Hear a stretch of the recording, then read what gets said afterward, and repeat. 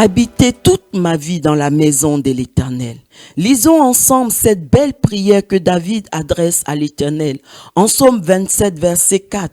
Je demande à l'Éternel une chose que je désire ardemment. Je voudrais habiter toute ma vie dans la maison de l'Éternel pour contempler la magnificence de l'Éternel et pour admirer son temple. En d'autres mots, David nous enseigne que seuls ceux qui entrent dans la maison de Dieu sont en mesure de contempler toute la grandeur, la splendeur, la gloire et la puissance de Dieu. C'est pourquoi David ne désirait pas rentrer qu'une seule fois dans la maison de Dieu, mais il désirait y habiter. Et dans la nouvelle alliance, ce que je trouve extraordinaire, il a plu à Dieu de faire de chacun d'entre nous sa maison. Ainsi, nous pouvons nous aussi continuellement tous les jours de notre vie contempler la grandeur, la splendeur, la gloire et la puissance de Dieu.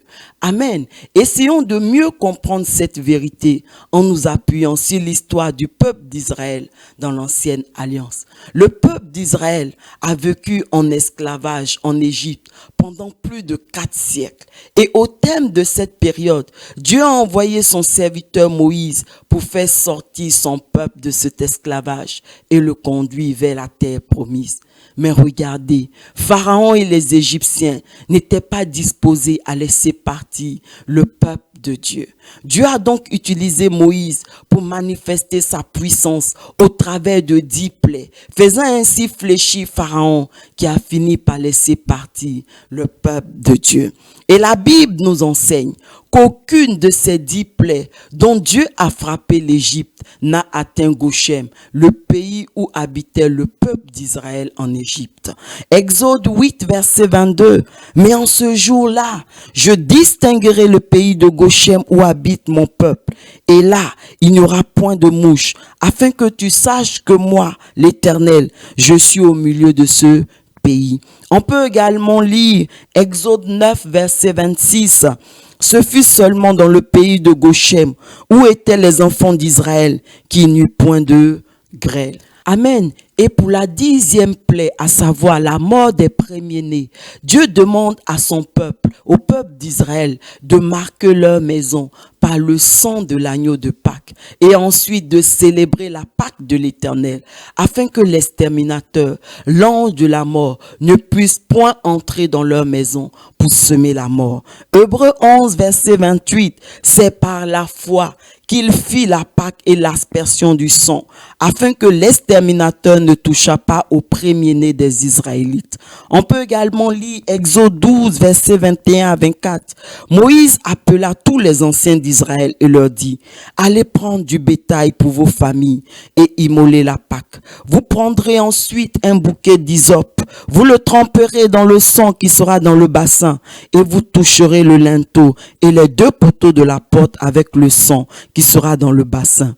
Nul de vous ne sortira de sa maison jusqu'au matin. Quand l'Éternel passera pour frapper l'Égypte et verra le sang sur le linteau et sur les 2 poteaux, l'Éternel passera par-dessus la porte et il ne permettra pas au destructeur d'entrer dans vos maisons pour frapper. Vous observerez cela comme une loi pour vous et pour vos enfants à perpétuité. Ce sang que les enfants d'Israël ont appliqué sur le linteau et les poteaux de leur porte indiquait leur appartenance à Dieu. Ainsi, leur maison n'était plus seulement qu'à eux, mais elles appartenaient aussi à l'Éternel des armées. Ainsi, tant qu'ils ne sortaient pas de leur maison, le destructeur et les différents fléaux ne pouvaient point les atteindre. Exode 12, versets 12 à 14. Cette nuit-là, je passerai dans le pays d'Égypte et je frapperai tous les premiers-nés du pays d'Égypte, depuis les hommes jusqu'aux animaux, et j'exercerai des jugements contre tous les dieux de l'Égypte. Je suis l'Éternel.